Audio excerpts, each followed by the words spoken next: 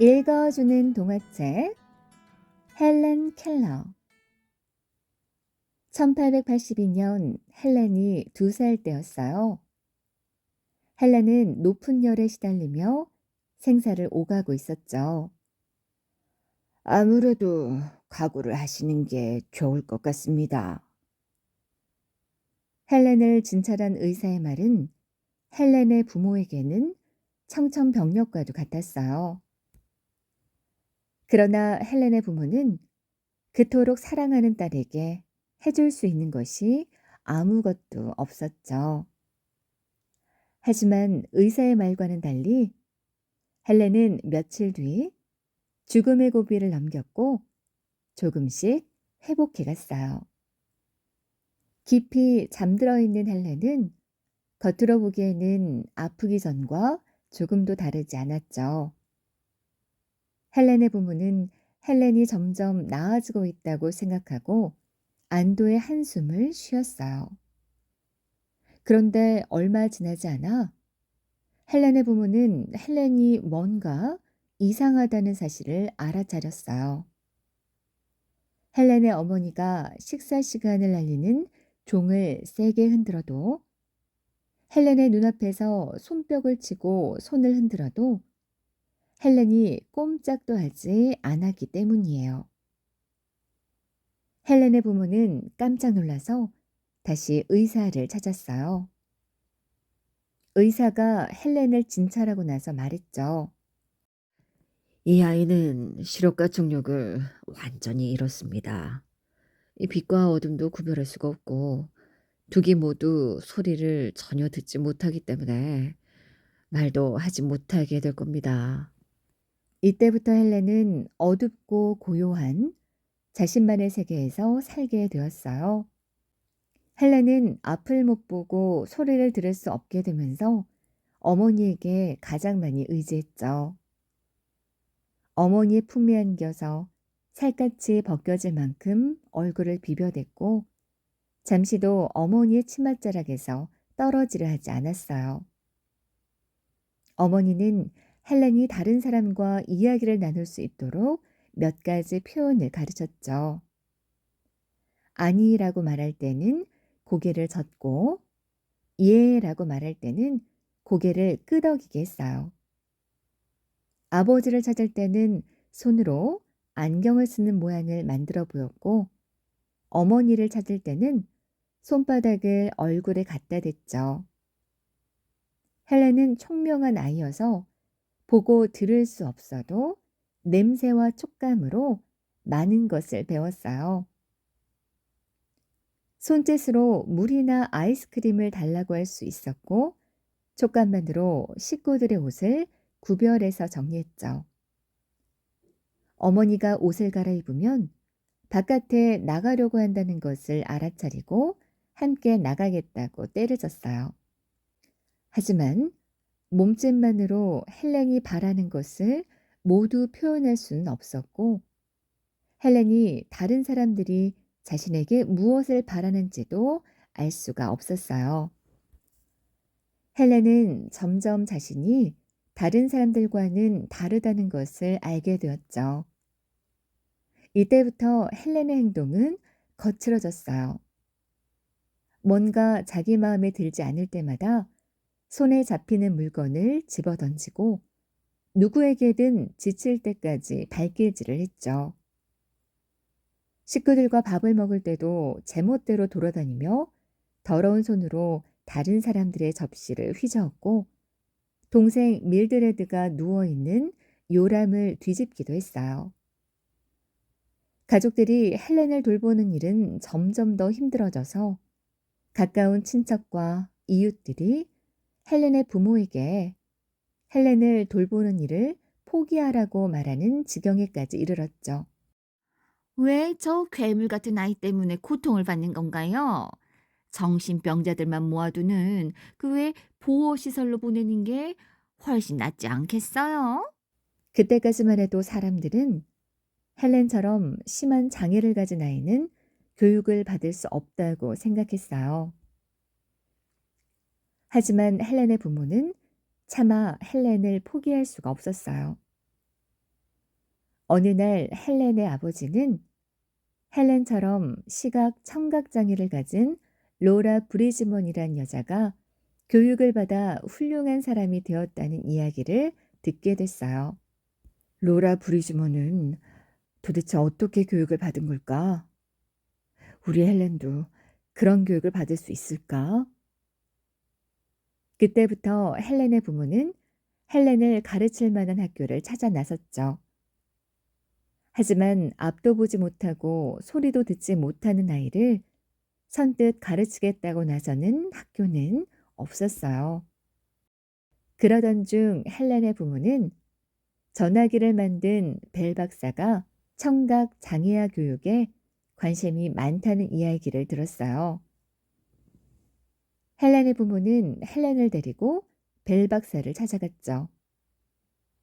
헬렌을 살펴본 벨 박사는 퍼킨스 맹인학교 교장인 에너그노스 박사에게 편지를 써보라고 권유했죠.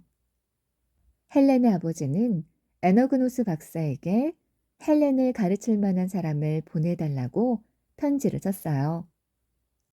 몇 달 뒤 헬렌의 집에 낯선 여자가 찾아왔어요. 에너그노스 박사가 보낸 앤 설리번이라는 선생이었어요. 설리번은 장식이 없는 드레스를 입고 낡고 커다란 가방을 들고 있었죠. 설리번은 얼마 전에 수술한 눈이 아파서 빨간데다 기차를 타고 긴 여행을 했기 때문에 몹시 지쳐 있었어요. 하지만 눈앞에 서 있는 7살짜리 여자아이를 보자 강한 호기심이 생겼죠. 네가 헬렌이니? 설리번은 헬렌에게 다가가 반갑게 입을 맞추려고 했어요. 헬렌은 설리번의 품에서 빠져나가려고 몸부림을 치면서도 낯선 사람이 궁금해서 얼굴과 옷을 더듬고 가방 안에 무엇이 들어있나 열어보라는 손짓을 했죠. 설리번은 헬렌에게 인형을 선물로 주었어요. 그리고 헬렌의 손바닥에 인형이라는 글자를 써주었죠. 로라 브리즈먼이 글자를 배웠을 때처럼 알파벳 철자 하나하나를 손가락으로 써준 거예요. 하지만 헬렌은 설리번이 무엇을 하는지 전혀 몰랐어요. 다음 날 아침, 헬렌과 식구들이 식탁에 둘러앉아 아침을 먹고 있었어요. 헬렌은 여느 때처럼 자리에서 일어나 돌아다니며 다른 사람의 접시에 있는 음식을 제멋대로 가져다 먹었죠. 설리번은 헬렌이 자기 접시에 손을 대자 헬렌의 손을 밀어냈어요. 헬렌은 몹시 화를 내며 또다시 설리번의 접시에 손을 댔죠. 설리번은 처음보다 더 힘껏 헬렌의 손을 밀어냈어요. 화가 난 헬렌은 괴상한 소리를 지르며 발을 굴렀어요. 헬렌의 부모는 어쩔 줄 몰라 두 사람을 지켜보고만 있었죠. 설리번이 단호하게 말했어요. 아버님, 어머님, 잠시 나가 주시겠어요? 헬렌의 부모는 잠시 머뭇거리다가 식당 밖으로 나갔어요. 설리번은 식당 문을 잠그고 조용히 음식을 먹었죠. 헬렌은 또다시 다른 사람의 접시에 손을 댔어요.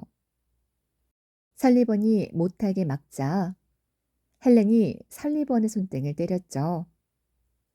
그러자 설리번도 헬렌의 손등을 때렸어요. 헬렌은 깜짝 놀랐죠. 지금까지 자기에게 이렇게 함부로 대하는 사람은 아무도 없었기 때문이에요. 풀이 죽은 헬렌은 자기 자리에 앉아 손으로 음식을 먹으려고 했어요.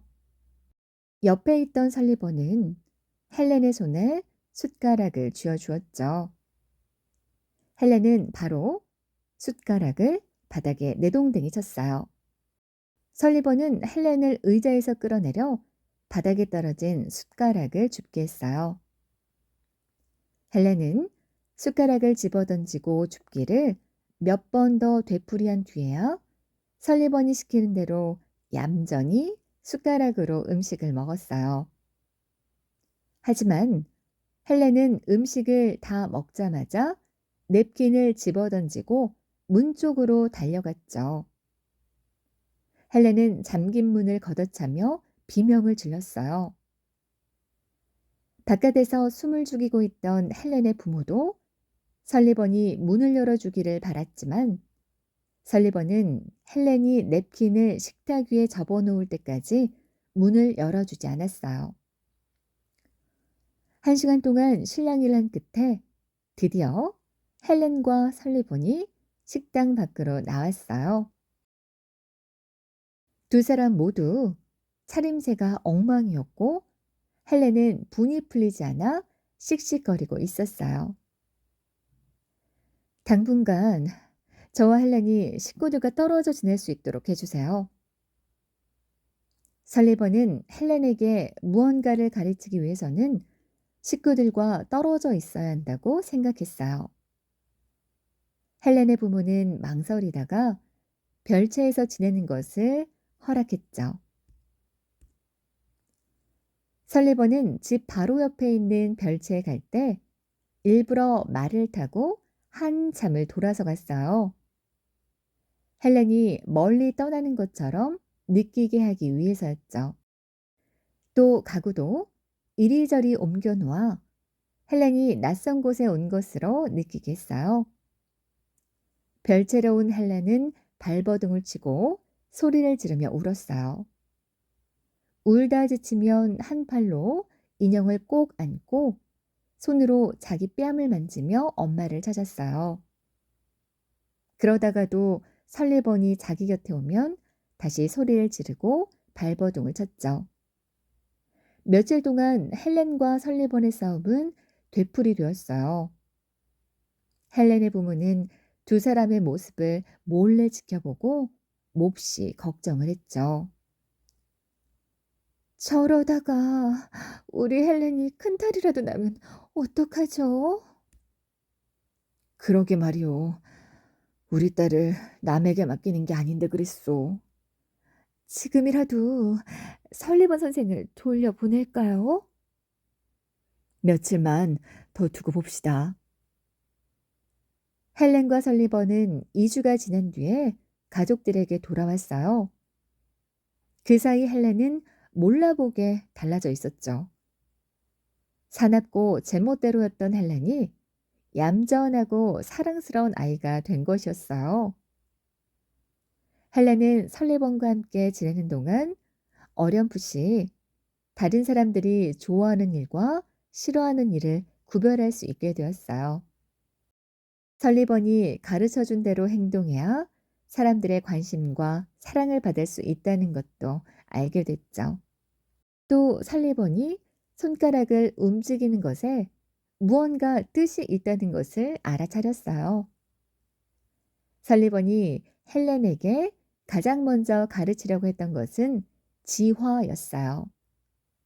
지화는 청각 장애인들이 손으로 말을 할 때 쓰는 수화의 한 종류인데 손과 손가락의 모양으로 단어 하나하나를 나타내는 거예요. 설리번은 헬렌이 손의 움직임을 느껴서 지화를 이해하도록 가르쳤죠. 헬렌은 가끔 설리번이 하는 지화를 흉내내어 설리번의 손바닥에 무언가를 썼어요. 그때마다 헬렌은 인형이나 케이크 같은 선물을 받았죠.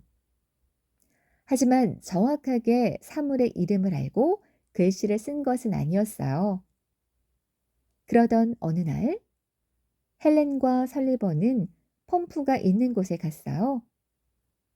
설리번이 펌프의 손잡이를 위아래로 움직이자 찬물이 콸콸 쏟아져 나왔죠. 설리번은 헬렌의 손바닥에 물이라는 글자를 써주었어요. 그 순간 차가운 물이 헬렌의 손바닥으로 떨어졌죠. 헬렌은 깜짝 놀랐어요. 그리고 이내 환하게 웃으며 설리번의 손바닥에 물이라는 글자를 되풀이해서 적었어요. 그동안 어렴풋하게 느껴지던 사물의 이름을 확실히 깨닫게 된 거죠. 그로부터 몇 시간 동안 헬렌은 수십 개의 단어를 익히게 되었어요. 문, 아기, 어머니, 아버지와 같은 명사뿐만 아니라 열다, 닫다, 주다, 가다, 오다와 같은 동사도 배웠죠. 헬렌은 만질 수 있는 모든 사물과 사물의 움직임에는 모두 그것을 표현하는 낱말이 있다는 것을 깨닫게 되었어요. 헬렌은 설리번 선생을 만난 지 8개월 만에 다른 사람의 도움을 받지 않고 일기와 편지를 쓸 수 있게 되었어요. 10살이 되었을 때 헬렌은 온 세상에 이름이 알려졌죠. 사람들은 헬렌을 기적을 일으킨 아이라고 부르며 앞다투어 만나려고 했어요. 벨 박사는 헬렌이 이루어낸 것이 결코 기적이 아니라고 생각했죠. 가르치기만 한다면 시각 청각 장애인들도 많은 것을 배울 수 있다고 생각했어요. 그래서 헬렌을 많은 사람에게 알리려고 노력했어요. 에너그노스 박사는 설리번이 헬렌을 가르쳤던 방법을 소개하기 위해 여러 차례 보고서를 썼어요. 그리고 헬렌이 퍼킨스 맹인학교에서 공부를 더 할 수 있도록 도와주었죠. 어느 날 헬렌은 놀라운 소식을 들었어요. 자기처럼 보지도 듣지도 말하지도 못하는 여자아이가 입술을 움직여서 말하는 법을 배웠다는 소식이었어요. 헬렌은 그 소식을 듣자마자 보스턴에 있는 청각장애 학교를 찾아갔죠. 청각장애 학교의 풀먼 교장은 헬렌에게 직접 말하는 법을 가르쳐 주었어요. 풀먼은 자기 얼굴에 헬렌의 손을 살짝 갖다 대어 입술과 혀의 위치를 손으로 느낄 수 있게 해주었어요. 헬렌은 온몸이 땀으로 흠뻑 젖을 만큼 열심히 따라했죠. 1시간쯤 지나자 마침내 단어 몇 개를 말할 수 있게 되었어요. 헬렌은 온 힘을 다해 소리를 냈죠. 나, 무, 다, 워, 우.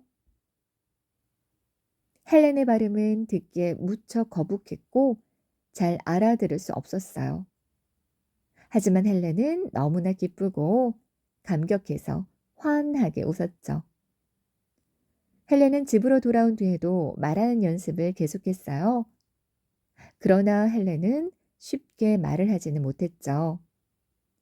소리 내는 법을 먼저 배우지 않고 말하는 법부터 배웠기 때문이에요.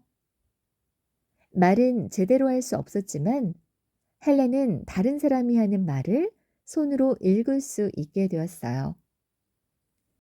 이때부터 헬렌은 설리번의 도움 없이도 지화나 수화를 모르는 사람과 생각을 주고받을 수 있게 되었어요.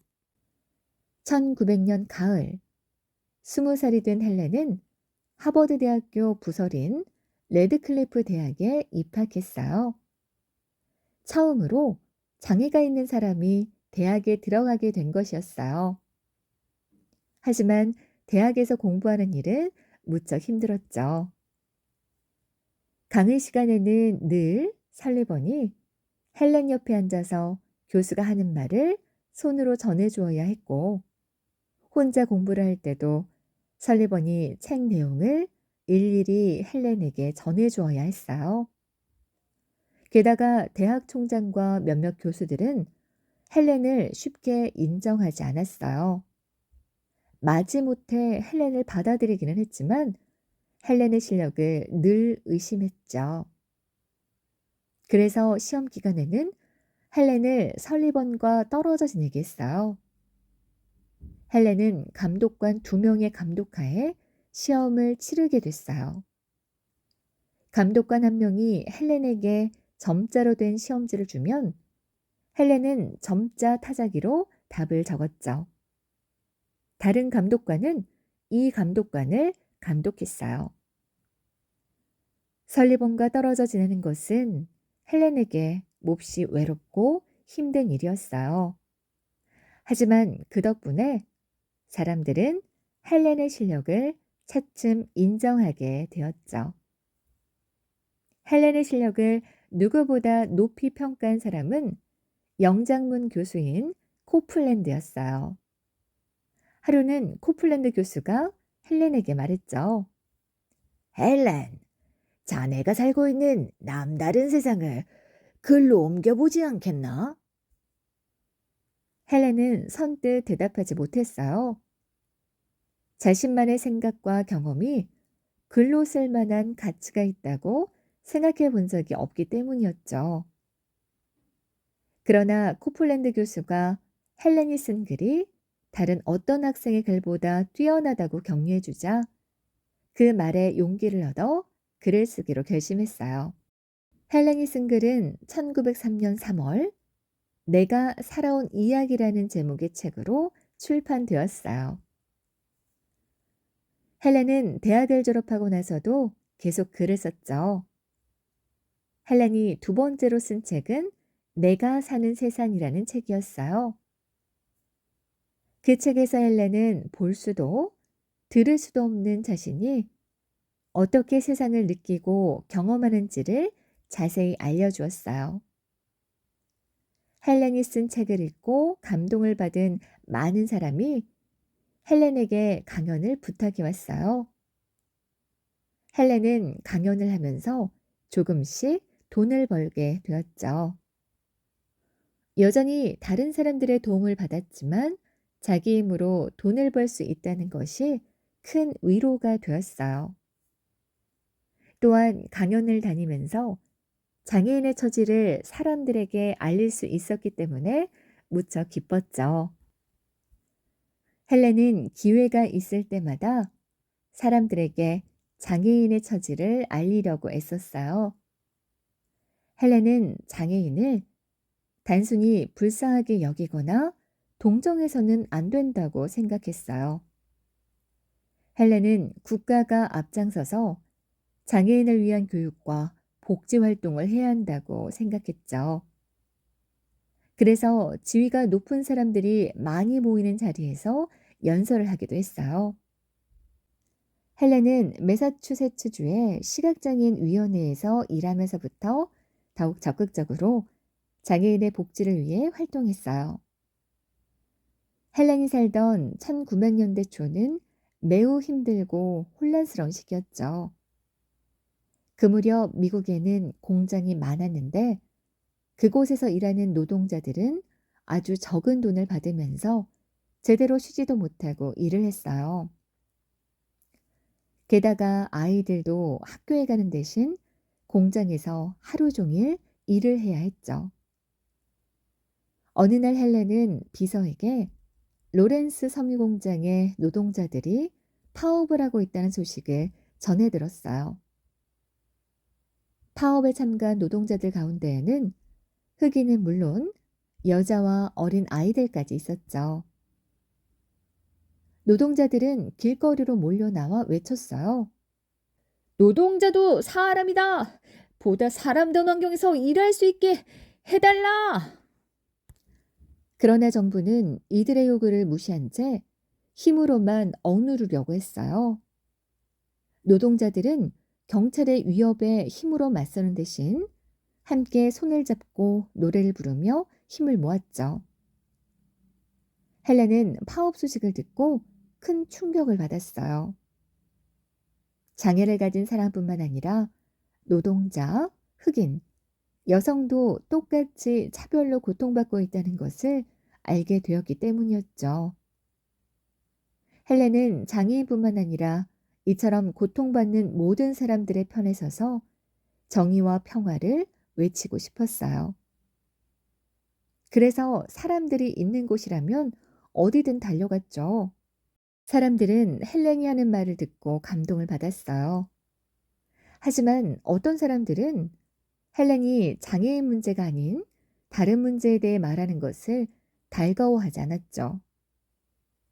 헬렌의 가족들조차 오랫동안 흑인을 노예로 부려왔기 때문에 헬렌이 흑인 차별에 반대하는 것을 몹시 못마땅하게 생각했어요.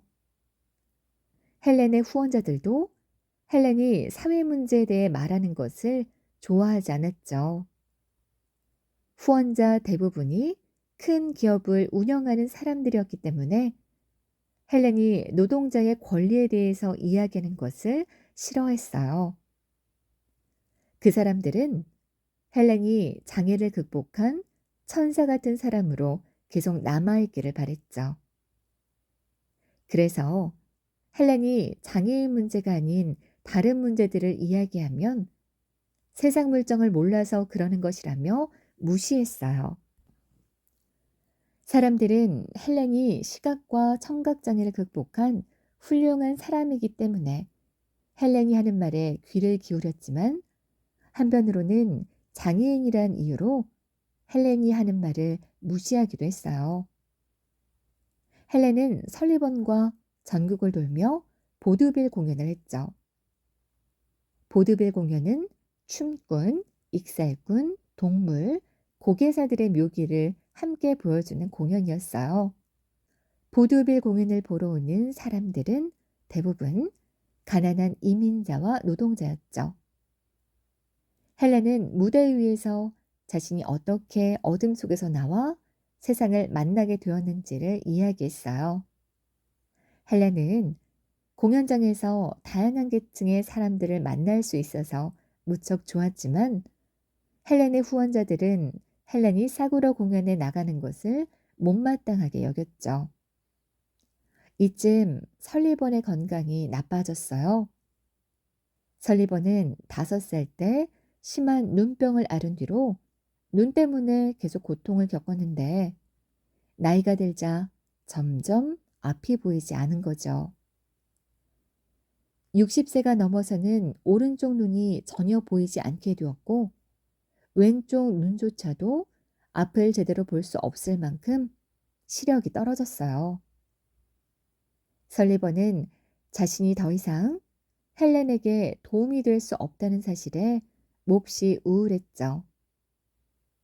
헬렌은 몸과 마음이 지쳐가는 설리번을 위로하기 위해 함께 산책을 다녔어요. 하지만 설리번은 점점 더 기력을 잃어갔죠. 얼마 뒤 설리번은 헬렌의 손을 잡고 조용히 숨을 거두었어요. 50년 동안이나 함께 살았던 설리번이 죽자 헬렌은 한동안 삶의 의욕을 잃고 방황했어요. 그러나 헬렌은 곧 자신과 비슷한 처지에 있는 사람들을 떠올리게 됐죠. 그래, 사회에는 나보다 더 큰 어려움을 겪고 있는 사람들이 많아. 헬렌은 설리번을 잃은 슬픔을 이겨내고 사회에서 차별로 고통받는 사람들과 장애로 힘들어하는 사람들을 부지런히 찾아다녔어요. 헬렌은 미국뿐만 아니라 다른 나라에 사는 장애인들의 문제에도 관심을 갖게 됐죠. 유고슬라비아, 영국, 일본 등 죽을 때까지 39개국을 돌아다니며 강연을 했어요. 헬렌이 가는 곳마다 장애인들을 위한 학교와 도서관 같은 복지시설들이 하나 둘씩 세워졌죠. 그 무렵 제2차 세계대전이 일어났어요. 미국은 물론 전 세계가 전쟁으로 고통을 받았죠. 헬렌은 부상당한 군인들을 위로하기 위해 군인병원을 찾아갔어요. 여러분들은 아마 예전처럼 자유롭게 움직이지는 못할 겁니다. 하지만 여러분에게는 친구와 가족이 있습니다. 그리고 이루고 싶은 꿈이 있어요. 여러분도 행복하게 살 수 있습니다. 헬렌의 말은 전쟁으로 상처 입은 군인들에게 큰 희망이 되었어요. 유명한 정치가나 연예인들의 말보다 볼 수도 들을 수도 없는 초라한 할머니의 말이 더 큰 힘이 된 거죠. 헬렌은 눈을 잃은 군인들과 춤을 추고 이야기도 나누며 앞을 볼 수 없는 사람도 행복하게 살 수 있다는 것을 몸으로 보여주었어요.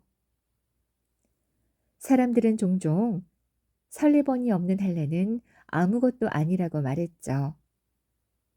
그러나 헬렌은 88세의 나이로 숨을 거둘 때까지 자신에게 도움을 주었던 사람들보다 훨씬 더 많은 사람들에게 희망과 용기를 전해 주었답니다.